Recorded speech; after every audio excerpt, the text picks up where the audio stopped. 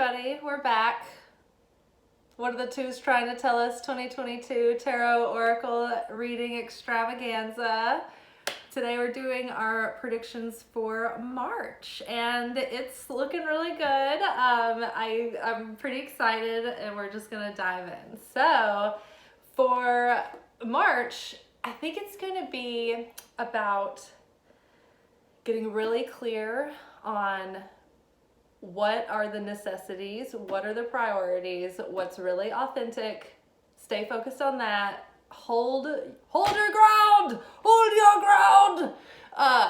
Make sure that you're not getting overloaded or sidetracked on things that just aren't on the top of the priority, right? Figure out the steps that really need to happen first before the next steps can happen. Don't get ahead of yourself. Just stay in the day. Stay with the steps that you're on and focus on what needs to get done for the absolute most important priorities, and don't get overwhelmed. So we're getting like super clear, super authentic, and we're really getting honest about who we really are, not what anybody has ever, told us we should be, or who we are in context to, what our jobs are, or how we've defined ourselves up until now, or, well, I've always been seen as this type of person, so that's how I have to be. It's not that. We need to get to be our full selves and to be full of ourselves in a positive way. So it's kind of about getting even more clear than we have been. It's that third month. It's that, all right, we've gotten our rhythm. We've started getting some, collecting some pieces and putting these things together, and we're starting to get moving, and we're starting to see things taking shape. And now it's like, reevaluate. Are we on the right track? Yes. Okay, cool. Keep doing that. Are there things that need to be, pruned out of the situation for right now, or just put on hold for the moment? Maybe. Okay, let's do that. Are we staying grounded? Are we getting up in the clouds? Are we starting to celebrate for, victories that we aren't quite there yet, and starting to get, lax and rest on our laurels? Like, check it, and get it back together.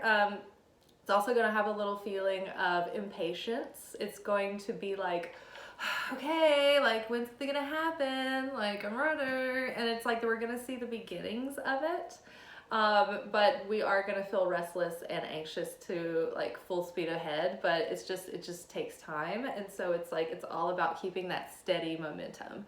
I mean, I feel that because like when I'm jogging, I hate stable, steady, mild discomfort, like a flat jog. I would much rather be like in agony going up hills, and then have the, the ease of going downhill sometimes, and then mix it up with a little flatness. Like, I need that variety. I cannot stand just like a treadmill run.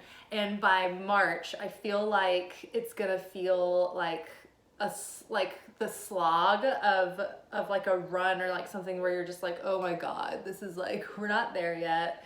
We're past the point of like, yay, we're setting off on our big journey. It's like, now we're just in the middle of nowhere in the ocean with like nothing to look at. It's like, oh yeah, well, I've seen the whale. We love the whale. Everybody loves the whale. After that, like, I'm tired of the saltwater taste in my mouth. I'm ready to get to land. Well, not quite there yet. So keep a working. Our cards from the archetypes by the Wild Unknown Archetypes by Kim Kranz. We got the mountain and the empty room. They came out together, and the mountain was on top. And here is what, okay, so I love that we're getting the square again, but instead of the fullness of the density of the square, this is the opposite of that, but we'll get to that in a second. Right now, the mountain is that challenge that it draws us in, that hero's journey, that adventure ahead. And it's that thing where we find and we weave around in this like path that like takes us up the vortex of consciousness, up to the top of the mountain. This is also in the physical world. Sometimes it also represents like the long, climb up to achieve a goal that we've set, or a journey that we know is going to be a long-term journey, a long-term effort that we're going to keep on showing up for every day, and we're going to keep giving to, and we're settling into it for a while. And there's kind of it's like, you might as well not turn back because, you know, you might as well just keep going forward. So the mountain is the big challenge that lies ahead, but it's also the path through which we will journey to self-discovery and self-realization and, you know, the rise in consciousness. But I think it's really interesting because it's also, I remembered the other night, I was reminded of the extended documentary DMT, The Spiritual Molecule, and one of the guys is talking about how he just was like ascending into the cosmos, into such a state beyond our reality that was so much higher than his human consciousness had ever gone. But like as he was ascending, he was stripping away all of the ego to the point where there was layers and layers and layers going, and he felt less and less like an individual, unique human being. And then he realized, like, oh my God, that's why I should value like my flaws and my quirks and the things that make me different and the things that I think that I want to hurry up and work through. It's like, why? So you can like reach enlightenment and then die.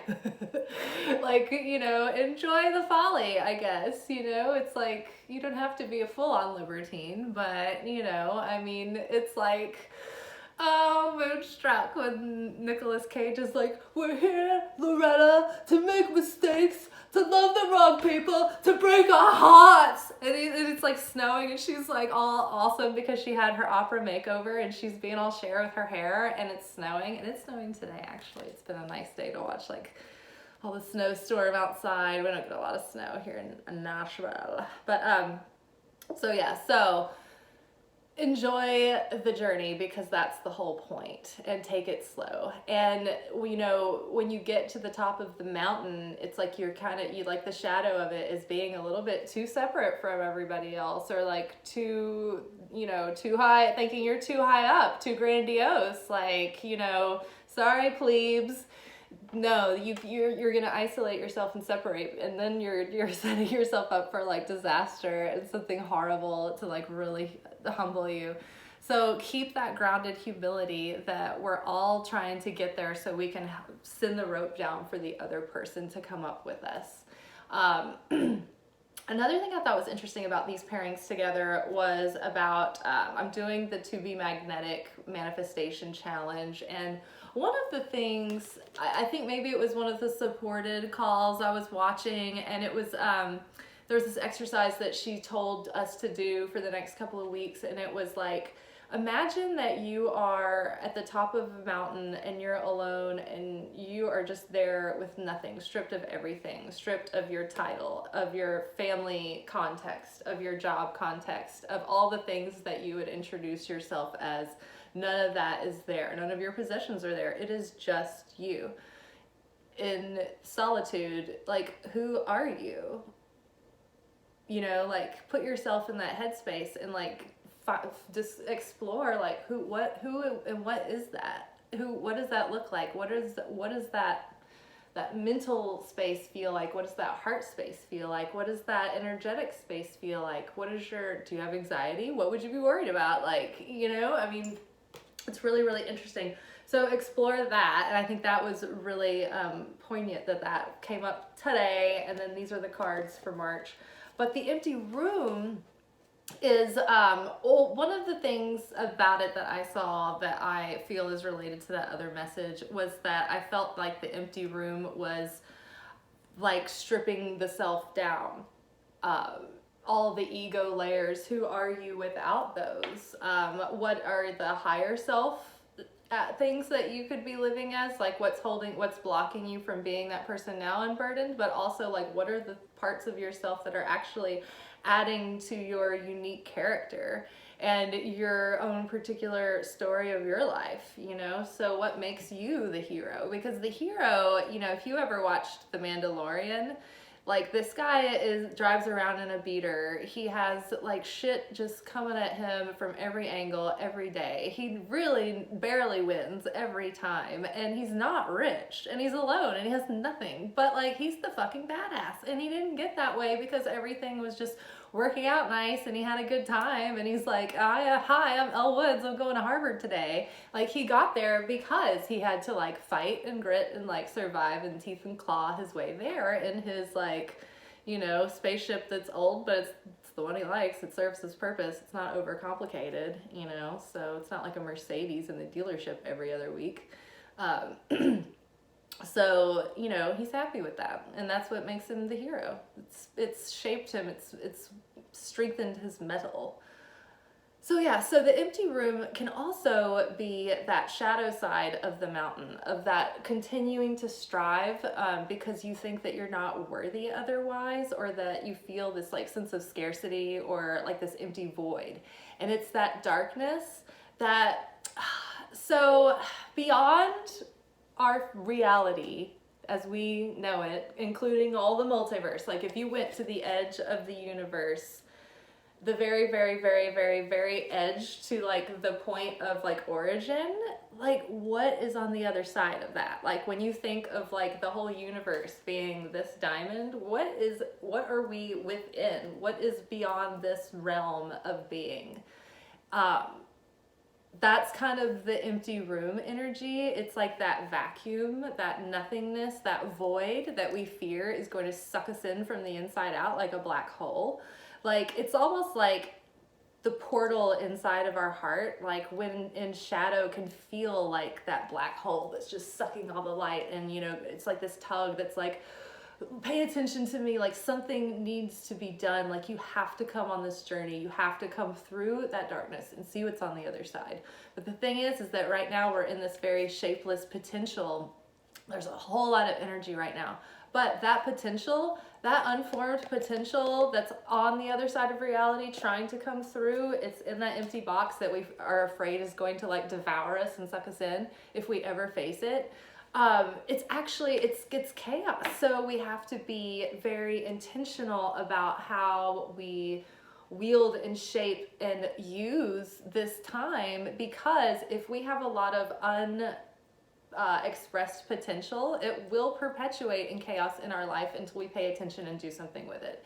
Because what is within you will destroy you if you do not share it. I can't remember how that goes, but you know what I'm talking about. So what is within you will destroy you if you don't let it out. So it's like this potential will eat you alive, because you know that there's something that you're supposed to be sharing and giving, but you're holding it in and it's trying to get out, and it's like alien. So another thing that the message from the card was talking about not letting like the hungry ghosts or the empty goblins get you, or like the prison waif character from Colette's deck.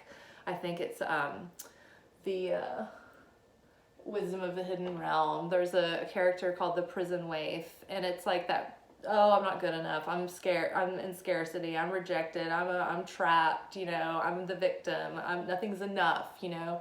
I'm so uncertain, I'm left out. Like it's those, all the core wounds that are trying to play on you the moment you get too tired. So just remember that. Don't let that empty room suck you in. Let it, that potential, that fear. So alchemize, when you feel the fear of uncertainty looming before you, I want you to take that fear and alchemize it into determination and enthusiasm and passion and empowerment towards the life that you are moving towards, to the life that you are up leveling. And add that when you have to be like, why am I doing this? Like remind yourself why you're doing it so you can keep going and keep showing up through the slog.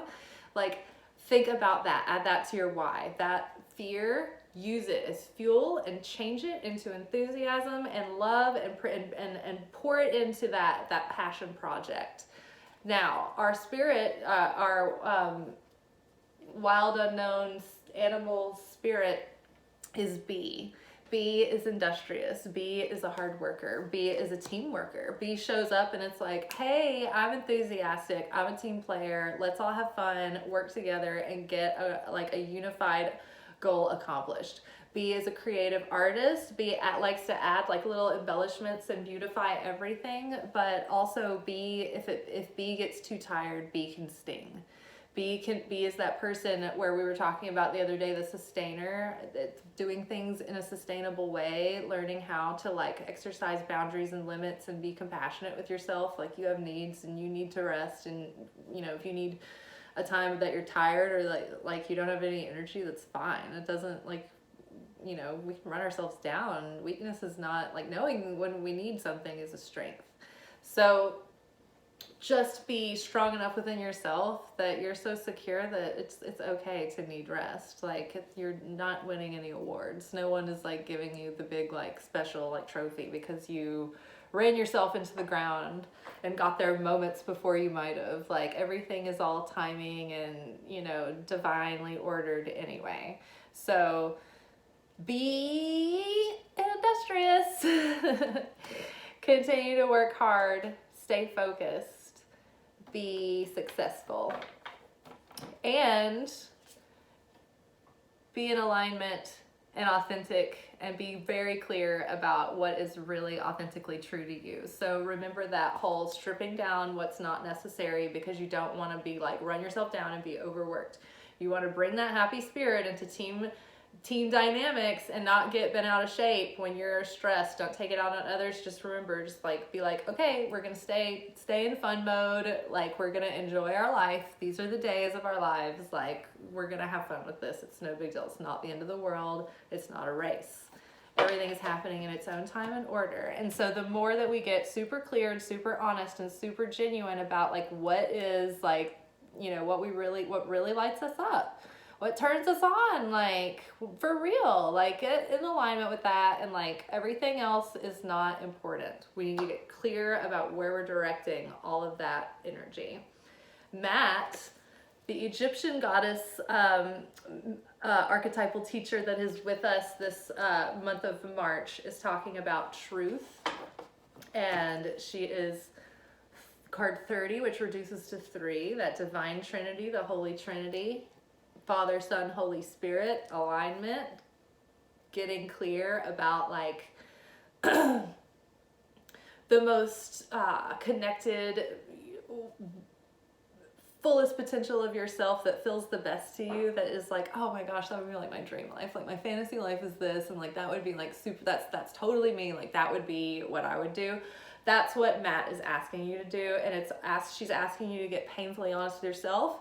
And when you look at your life, when you reevaluate during March, it is essential that you get real and serious about getting rid of anything that is wasting your time, that is not bringing you joy, that is not nourishing you, that is not fueling your dream, that is not expanding the vision, that is not a priority, anything that's not nurturing you and like lifting you up to fill your tank and get you inspired, or like make you feel good. If it's like fear-driven nonsense or like shit that you do just because it's like, well, this is something I always do, but I'm not really that into it, and it's taking kind of like time up every day. Like recently, like I had done A Course in Miracles like 2 years in a row, and I was like, should I do it this year? And I was like, I don't feel it this year. Like, I want to do the To Be Magnetic and like take my Kabbalah classes and focus on that. And so I just put the book up this year. That kind of stuff, you know, like take out what's not really, like, don't just show up because you think you're supposed to.